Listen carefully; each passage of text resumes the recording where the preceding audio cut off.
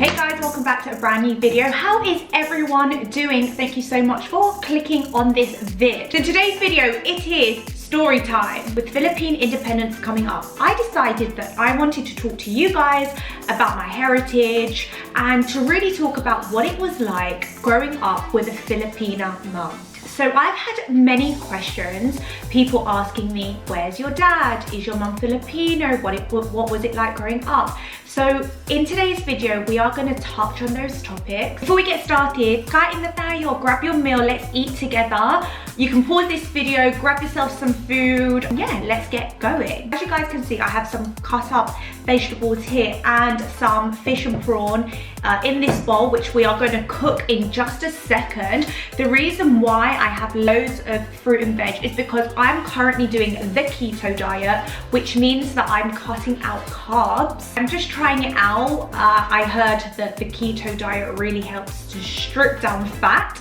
So yeah, I'm giving it a go. Whilst the pan is heating up, we are going to make our dipping sauce. I'm cooking the garlic first just so I can add it to my dipping sauce. Let me know in the comments down below, what are you guys eating? Let me know. Right guys, so the reason why we're doing this video is because Independence Day is coming up, and I thought, okay, what can we talk about in the build-up of Philippine Independence Day?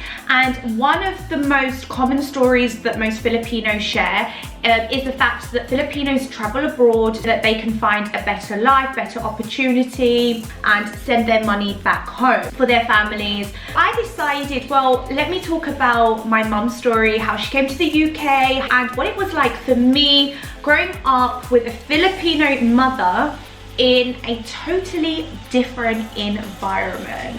Because guys, honestly, it wasn't easy. You can ask my mum that. I did struggle with the culture clash. But before we get there, let's take it back to the beginning. I'm just gonna add the prawns, so whilst it's cooking, we can have a chat. Wow, tumatalsik! This is really strange because I don't think we've ever had story time before, but here it is. Let's get going. So Mumski actually travelled abroad when she was 22 years old. Her older sister went to France first.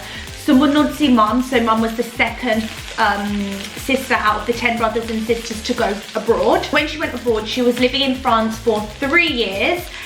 And then yung employer niya dinala siya to the UK. When Mum went to the UK, she realised that actually I really love London. Even though yung family ni Mum was in France, she decided na, you know, I love London, gagawin ko to, all on her own. She decided that she was going to start a whole new life to London. Actually, whilst we're doing that, I'm gonna make the sauce. So I'm just gonna add mayonnaise to the garlic and yung basil that I chopped earlier. So when she moved to London, a few years later, she met my dad. Eventually, Mum was pregnant with me, but they didn't stay together. So many of you guys ask, you know, where is your dad and whatever. Well, he is living in the UK, but I didn't grow up with him. My mum was a single mum. Honestly, I probably saw my dad about once a year. Because I didn't grow up with him, we're not so close. I am more Filipino than I am Turkish Cypriot. It was just me and my mum living in the house. My mum would go to work. She used to work 3 jobs.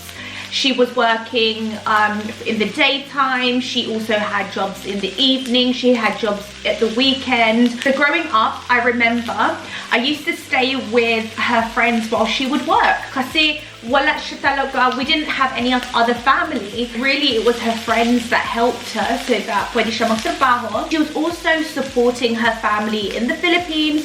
She was sending money to her mom, sa mga kapatid niya. I think because I was an early child and because I only had my mum, I was quite spoiled kasi we only had each other. She used to say to me the things that she never experienced growing up, she wanted to give to me. So yeah, we did struggle. We was never rich. Katulong si Mummy. Eventually she worked in an office. She changed her job working as a nanny. So I really grew up seeing my mom work so hard, and I think that's what really motivates me, is because even until now My mum still works 2 jobs. She's the most hardworking person. Okay, so guys, in the bowl, I'm gonna make my salad. So I already chopped the avocado. I mean, this is so easy. I'm just gonna put everything in the bowl. So we have tomatoes. We're gonna add the parsley. And then we're just gonna add the feta cheese into this bowl as well. Okay, so we're gonna mix this up. We're gonna add a bit of olive oil. And then we're gonna add a little bit of lemon.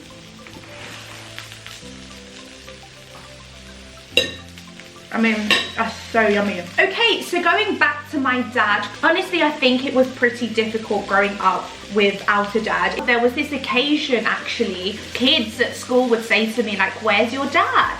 And what does a child answer to that? You know, I think these are done.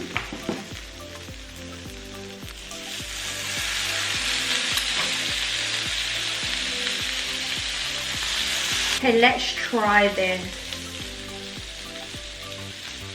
Wow, this is the type of meal I will order in a restaurant. Salad and a bit of seafood. So growing up with a Filipino mum who done things a very Filipino way, she done things with Filipino rules, strict Filipino rules that she grew up with, was very difficult for me. So I would go to school and, like I said, things were very the Filipino way. She would, for my baon, I would have rice for my lunch. Again, very normal in Filipino culture now. I find it very normal, you know, we are who we are. But growing up, it was quite strange because the kids here in the UK, they will have like sandwiches or, you know, fruits and veg. And my baon was ulam with rice. I'm just giving you guys just some examples of what it was like, you know, with the different cultures. I also went to Filipino dance school where I learned tinikling. It was mum's decision for me to really embrace the culture. So many of you guys actually say, how do you learn Tagalog? The truth is that my mum taught me Tagalog growing up. Tagalog was a language we spoke in the house. I actually learned English at school. Sometimes she will speak English, pero talaga Tagalog was the language she would speak to me when I was a child. And I think that's the main reason why I can speak it so fluently. There's many stories that I have where I resented the fact that my mum wasn't fluent in English, that my mum couldn't speak English properly, and you know, that's the truth. But I was young and I was worried about getting bullied. I was worried that the kids will make fun of me. It was in primary school. This kid asked me, you know, where's your mum from? And I said Philippines, and they were like, where's the Philippines? And no one really knew where the Philippines was. I felt like I didn't have an identity. Again, I used to tell my friends at school that I was Turkish, and then only when I was in secondary school, my dad said to me, it's actually Turkish Cypriot, which is not the same as Turkish. I didn't understand the difference, but apparently it was really important to get it right. And again, I didn't know my identity. Nobody knew where the Philippines was. My dad wasn't present to teach me the Turkish Cypriot culture. So growing up, half Filipino, I think I definitely resented the fact that I was half Filipino because I didn't have much things in common as my friends. Plus, I was the only Filipino in my school. It was only in uni that I met another Filipino, and can you actually imagine, like, my whole life there was no Filipinos. I just didn't know who I was. I was trying to be like other people because I wanted to fit in. You know, even there's memories where I would pronounce things so differently. There was this one girl in particular who would laugh at the way I pronounce words, and she would laugh at me and say, why do you say it like that? And it was the only way I knew how to pronounce it. I just wish that back then I realized that just being who you are is normal, you know? There's no right, there's no wrong, there's no normal, there's no not normal, whatever, because we're all different. But I didn't have anyone to tell me that. I felt really alone. And I know there are people out there that can relate, because I've had people message me. I had somebody message me on Instagram saying to me, you know, how do you deal with the culture difference? Because they were saying that they were really struggling. It's getting a bit serious, and I do like to do the entertaining videos, but you know, this is life. Just talking about this, I feel can just like really help other people who relate. Honestly though, it wasn't just kids that were mean. I used to go to ballet, modern and tap dance school. During my class, I must have not listened to one of the instructions that the dance teacher said. In front of the whole class, she looked at me and Miss Trunchbull said, "Do you not speak English at home?" Okay guys, I must have been about, I'd say 8 years old. I know I was young, but who says that to a child? And what do you say? I was so embarrassed. It's only recently that I look back and I say, but Miss Trunchbull, can you speak another language? No. Well, I can speak two. So in your face, Miss Trunchbull, if you're watching. Obviously her name's not Miss Trunchbull, but she was pretty much the equivalent of Miss Trunchbull in Matilda. If you've not seen Matilda, then you're crazy, because Matilda was like my film growing up. So anyways, going back to growing up with my Filipino mum, she was really eager for me to be on stage. She would enter me in loads of competitions, dance schools. She really liked the idea of me being on stage. We talk about it now and we laugh about it now, but you know, I didn't want to do any of those things. But I don't know if it's a Filipino thing where parents want their kids to be artista or, you know, famous. I don't know if it was a cultural thing or if it was just like my family or people, Filipino families that I knew. And her friends used to always say, umuwi ka sa Pilipinas, maging artista ka. At that age, it was no interest to me. I just wanted to be out with my friends. I just wanted to go out. So at the weekends when I should be out with my friends, going to the cinema, or I was rehearsing for my performances. And as much as I understand the reason why I was put in those situations, I don't think I enjoyed it. Also, true fact, my mum, I didn't know this, but my mum entered me into Pinoy Big Brother Teen Edition. I remember we flew to Madrid for the competition and I was so upset with my mum because I said to her, I don't want to do this. This is not my dream. I want to go back to the UK. I want to finish my education. I started to become more rebellious because I no longer wanted to do the things that she wanted for me. I decided that I wanted to make my own decisions. So me and my mum, we would clash. Nag-aaway kami palagi. We didn't understand each other. She didn't understand me. I didn't know why she was telling me that I had to do it this way. And I was telling her, no mum, here in the UK we do it this way. And so because she grew up doing things a certain way and I, you know, was living in a society that done things a different way, we were arguing. So it was so difficult for me and for my mum as well, because she didn't understand and I didn't understand. My mum understood what she knew and I understood what I knew.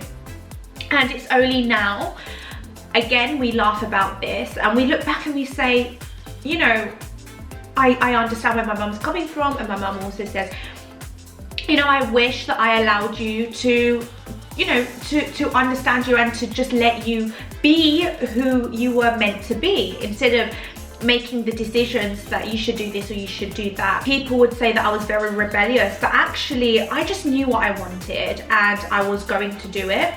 And looking back now, I feel like it was pretty good that I was like that, because it meant that I was fearless. I wasn't scared to do things, and I easily could have been fearful. I think in society we need to be open-minded. Just because she learned how to do things in the Philippines one way, it wasn't necessarily correct that for me as a child growing up in the UK to do it in that way as well. And there was this one thing she would always say, wag mo yang gawin kasi baka meron mangyari, baka ganito, baka ganyan. Basically meaning, you know, be careful if you go out, this might happen or that might happen, or, you know, don't do this because, you know, maybe this or maybe that. And I used to say to her, but what if it's meant to be, or baka, it's meant to be.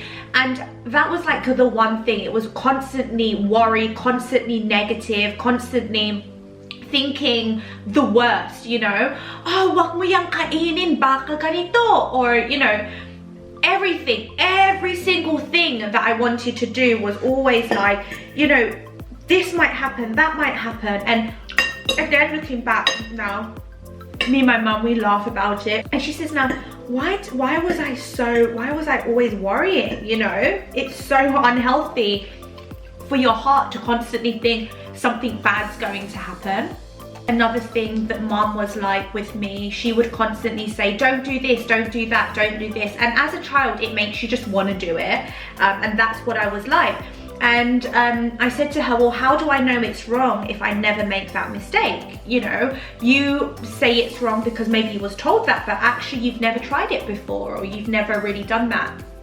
And again, that's like something that I was quite strong about. By the way, I'm making sushi. So this is carbless sushi, no rice, just salmon and some veggies. So cucumber, peppers and onion. Because there was only me and my mom, she was very overprotective, and I never understood that. And it's only now that I really understand why mom was the way she is. Eventually I graduated, and honestly that was one of the highlights of my life. Most people probably didn't think that I was going to do it because I was so rebellious. Almost immediately I landed myself a job, and I moved cities. Now this was pretty difficult because back in the day, my mom would be like, you know, really strict. No, something bad's going to happen. You can't just leave, blah, blah, blah.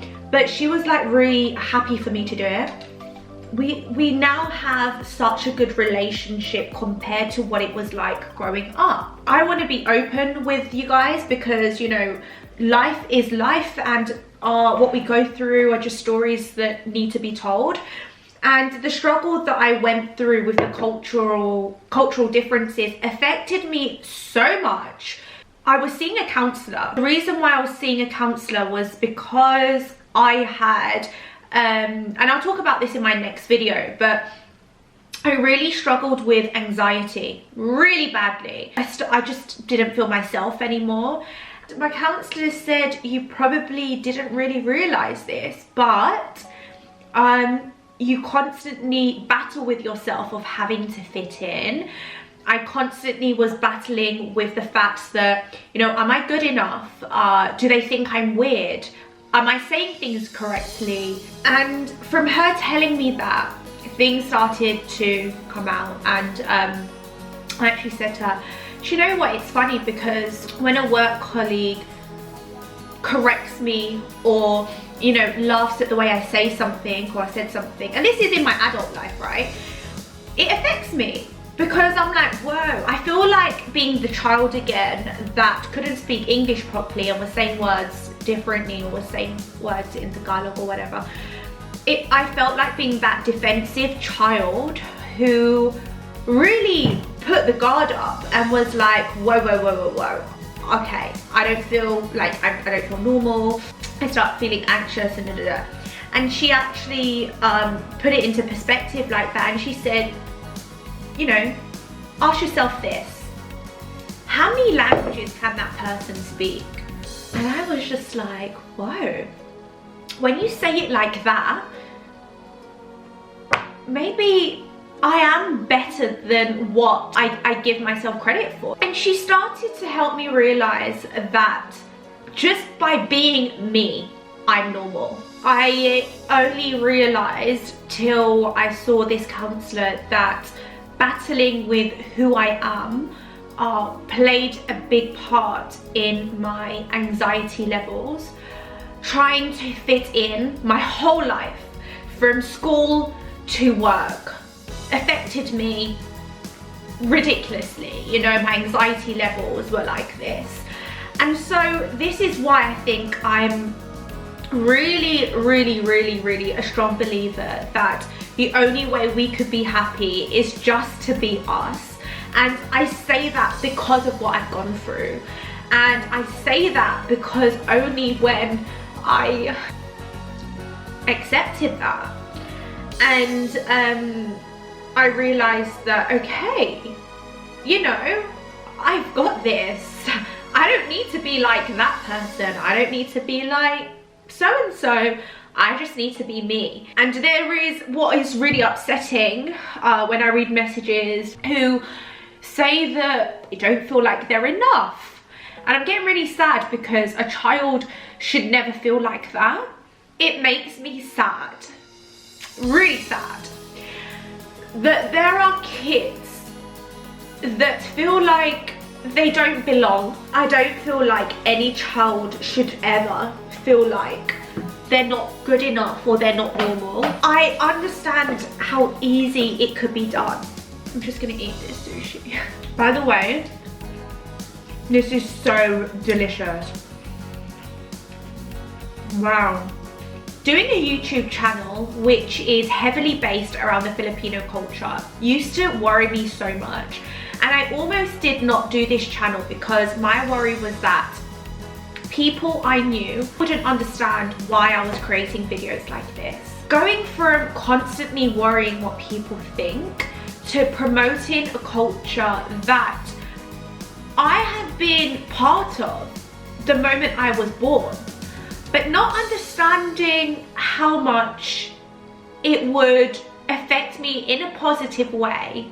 A culture that I never understood, that was mainly part of the reason why I didn't fit in.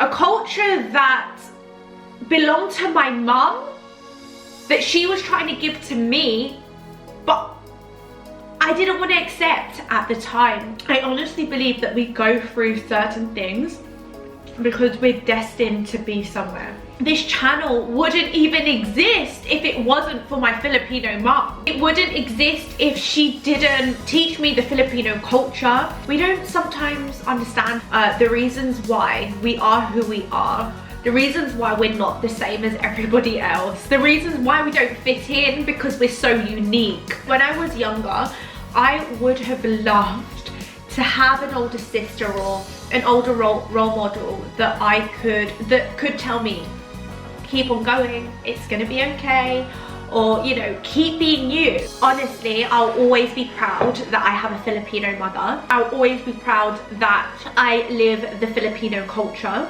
Always be proud that I have Filipino blood in me. Another great thing of being Filipino is the food, obviously, and our country. Most beautiful country in the world. I may be biased, but seriously, it is. And how amazing that the tourism in the Philippines is increasing. I find that so amazing because back when I was at school, nobody knew where the Philippines was, and now it's all over YouTube. Even though I was born in the UK, and even though things were difficult for me, I believe that I will continue to embrace my Filipino traits.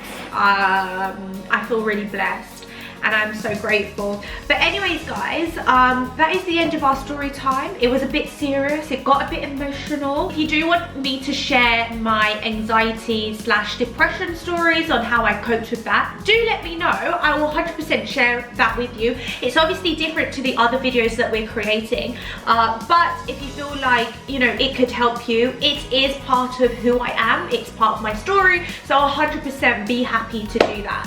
Don't forget guys, if you enjoyed watching, to like, comment, share and subscribe. Maraming salamat to everybody that's been so supportive of this channel. It really does mean everything. Anyways guys, I'm gonna close off this video kasi kailangan ko magligpit at maghugas ng pinggan. So anyways guys, you already know, in a world where you can be anything, remember to always be kind and yourself. See you in our next video guys. Bye. Mwah.